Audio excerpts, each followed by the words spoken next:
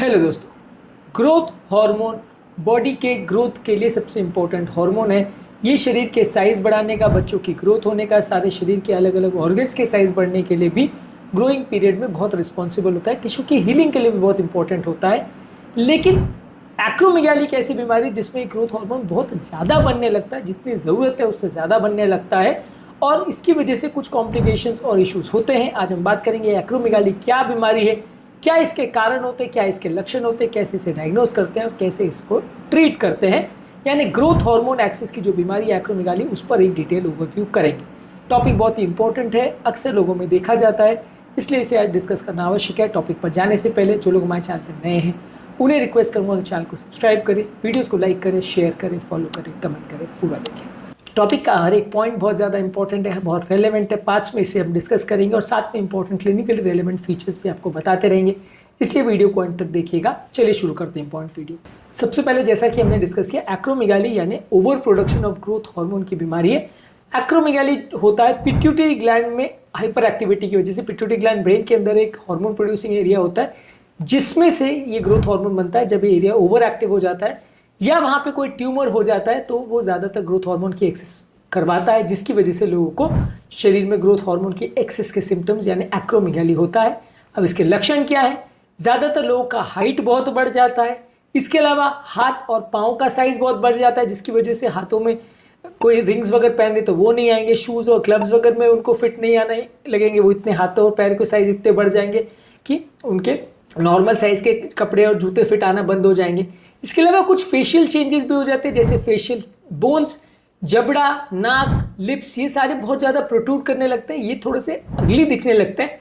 कई बार लोगों को लगता है कि ग्रोथ हार्मोन ज़्यादा होने से हाइट बढ़ेगी और हाइट ज़्यादा बढ़ेगी तो वो बहुत अच्छा दिखेगा, आदमी ज़्यादा टॉल दिखेगा, पर वैसा नहीं होता, क्योंकि यहाँ पे ये आपके फेस को अलग अलग जगह से इस तरह से बढ़ाता है कि आपका लुक अच्छा होने के बदले उल्टा बुरा हो जाता है। एक्रोमेगालॉइड फेसेस जो है वो बहुत अच्छे नहीं दिखते, उल्टा थोड़े से ख़राब ही दिखते हैं। इसके अलावा स्किन चेंजेस जो है, स्किन काफ़ी थिकन्ड हो जाती है, ऑयली हो जाती है और कोर्स स्किन हो जाती है और कई बार उसमें बॉडी ओडर या स्मेलिंग भी बहुत ज़्यादा होता है। उसमें कई बार स्मेल या स्वेट भी ज़्यादा आता है। इसके अलावा जॉइंट पेन होता है, आर्थराइटिस होता है, क्योंकि हड्डियों की ग्रोथ भी कई बार अनकंट्रोल वे में हो जाती है और वो भी बहुत ज़्यादा प्रोट्रूड करने लगते हैं। सॉफ्ट टिश्यू में भी स्वेलिंग हो जाती है, इसलिए वजह जॉइंट पेन और आर्थराइटिस के प्रॉब्लम ज़्यादा देखने को मिलते हैं। इसके अलावा अलग अलग ऑर्गन्स का साइज़ भी बढ़ जाता है, हार्ट का, लिवर का, किडनी का, इनका साइज़ भी बहुत बढ़ जाता है। विजन में भी प्रॉब्लम देखने लगती है, क्योंकि ऑप्टिक नर्व्स के कंप्रेशन की वजह से, पिट्यूटरी ट्यूमर की वजह से कई बार विजन में भी प्रॉब्लम्स देखने को मिलती है।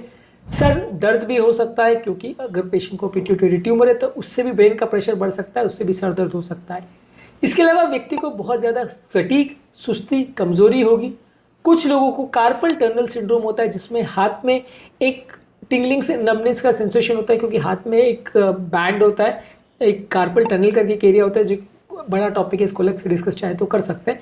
वहाँ पे नर्व्स का कंप्रेशन होता है और इसकी वजह से लोगों को हाथों में झुंझुनी या दर्द का एहसास होता है। स्लीप एपनिया हो सकता है लोगों को, क्योंकि कई बार जो है हमारा एयरवेज जो है एनलार्ज ग्लैंड्स की वजह से उसमें ऑब्स्ट्रक्शन होने लगती है।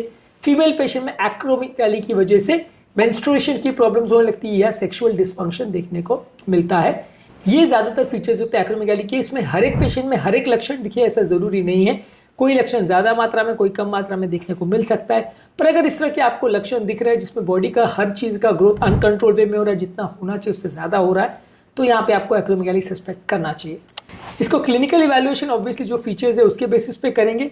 या तो ब्लड टेस्ट में सीरम IGF लेवल यानी इंसुलिन लाइक ग्रोथ फैक्टर 1 का लेवल्स आप चेक करते हैं, जो कि एक्रोमेगाली में सबसे बड़ा मार्कर होता है और ये बढ़ा रहता है। इसके अलावा आप ओरल ग्लूकोज टॉलरेंस टेस्ट करते हैं। नॉर्मल व्यक्ति में जब आप ग्लूकोज ओवरलोड करते हैं तो ग्रोथ हार्मोन के लेवल्स कम होने चाहिए, एक्रोमेगाली में कम नहीं होते हैं, तो ये भी एक इनडायरेक्ट इंडिकेटर है कि व्यक्ति को एक्रोमेगाली है। इसके अलावा MRI या CT स्कैन करके पिट्यूटरी में ट्यूमर है या नहीं वो आप देख सकते हैं, और कितने साइज़ का ट्यूमर है, कितना बड़ा ट्यूमर है, ये सारी चीज़ों को आप असेस कर सकते हैं, सर्जरी के ऑप्शन असेस कर सकते हैं। ट्रीटमेंट क्या है? सबसे बेस्ट तो ये कि अगर पिट्यूटरी में कोई ट्यूमर है तो सर्जरी उसको करके निकाल दिया जाए। इसमें ज़्यादातर सर्जरी ब्रेन को खोल के नहीं, नाक के द्वारा की जाती है, क्योंकि पिट्यूटरी ट्यूमर जो है नाक का जो ब्रिज जहाँ अटैच होता है लगभग वहीं पे होता है, तो नाक के अंदर जाके ब्रेन को लोअर पार्ट से खोल के डायरेक्टली पिट्यूटरी को निकाल दिया जाता है। और बाद में फिर जो हॉर्मोन्स है, क्योंकि ऑब्वियसली पिट्यूटरी का जो ट्यूमर आप निकाल रहे हो तो पूरा पिट्यूटरी चला जाएगा, और ये बहुत सारे important hormones including thyroid stimulating hormone, और आपके steroid producing hormones, growth hormones, बहुत सारी चीज़ों को बनाता है। तो ये हार्मोन सारे ही चले जाएंगे। जैसे ही चले जाएंगे तो आपको अलग से हार्मोन रिप्लेसमेंट थेरेपी पेशेंट को देना पड़ेगा। इसके अलावा कुछ मेडिसिन जैसे सोमैटोस्टैटिन एनालॉग्स जैसे ऑक्ट्रोटाइड और लैंड्रियोटाइड आप पेशेंट को देते हैं। इसके अलावा GHRH रिसेप्टर एंटागोनिस्ट यानी कि पेग्विसोमन करके एक दवाई जो कि ग्रोथ हार्मोन के इफेक्ट को ब्लॉक करती है। और इसके अलावा डोपामिन एगोनिस्ट यानी कैबरगोलिन देते हैं जो कि ट्यूमर के जो ग्रोथ हार्मोन और प्रोलैक्टिन प्रोडक्शन को रोकने के लिए काम किया जाता है। ये ज़्यादातर कैबरगोलिन तब प्रयोग किया जाता है जब पिट्यूटरी ट्यूमर से प्रोलैक्टिन भी ज़्यादा बन रहा है और ग्रोथ हार्मोन भी ज़्यादा बन रहा है, तो दोनों को एक साथ में कम करने में मदद करता है। इसके अलावा वो एरिया जहाँ पे पिट्यूटरी है, अगर वहाँ पे आप सर्जरी कर सकते हो या सर्जरी नहीं भी कर सकते तो रेडिएशन थेरेपी देखिए वो एरिया को आप डिस्ट्रॉय कर सकते हो, जिससे कि पर फर्दर जो है ग्रोथ हार्मोन जो एक्सेस बन रहा है उसकी वजह से प्रॉब्लम्स नहीं होगी। कॉम्प्लिकेशंस क्या है? एक्रोमेगाली जो है एक सिंपल सिर्फ हाइट बढ़ने की प्रॉब्लम नहीं है, इससे बहुत सारे तरह की बीमारियां होती है। ब्लड प्रेशर बढ़ सकता है, हार्ट की बीमारियां बढ़ सकती है, डायबिटीज़ हो सकता है, आर्थराइटिस हो सकता है, जॉइंट पेन्स हो सकते हैं। स्लीप एपनिया एक ऐसी बीमारी है जिसमें श्वास रुक सकती है, श्वास अटक सकती है। इसके अलावा रेस्पिरेटरी डिस्ट्रेस हो सकता है। अगर किसी व्यक्ति को कोलोरेक्टल पॉलिप्स वगैरह तो कोलोन में कैंसर होने का चांस बढ़ सकता है। ओवरऑल व्यक्ति की लाइफ कम हो जाती है। तो यानी ग्रोथ हार्मोन ज़्यादा होना कोई खुशी की बात नहीं है, ये उल्टा नुकसानदायक है, एक बीमारी है जो कि अपने आप में जानलेवा भी हो सकती है। इस तरह के पेशेंट को एक बार अगर ट्रीटमेंट हो जाए तो आपको फॉलोअप करना पड़ेगा कि ट्यूमर वापस रिकरेंस तो नहीं हो रहा। रेगुलर व्यक्ति के ग्रोथ हार्मोन लेवल्स और IGF लेवल्स को मेजर करना पड़ेगा और पेशेंट एजुकेशन आपको करना पड़ेगा कि ट्यूमर के बारे में, इसके इफेक्ट्स के बारे में, और जो हार्मोन सप्लीमेंट्स आप अलग से दे रहे हो उसके इफेक्ट्स और साइड इफेक्ट्स के बारे में आपको पेशेंट को एजुकेट करना पड़ेगा, उसके साइन सिम्टम्स के बारे में और कब उन्हें डॉक्टर को रिपोर्ट करना, ये सारी चीज़ों के बारे में आपको पेशेंट एजुकेशन करना पड़ेगा।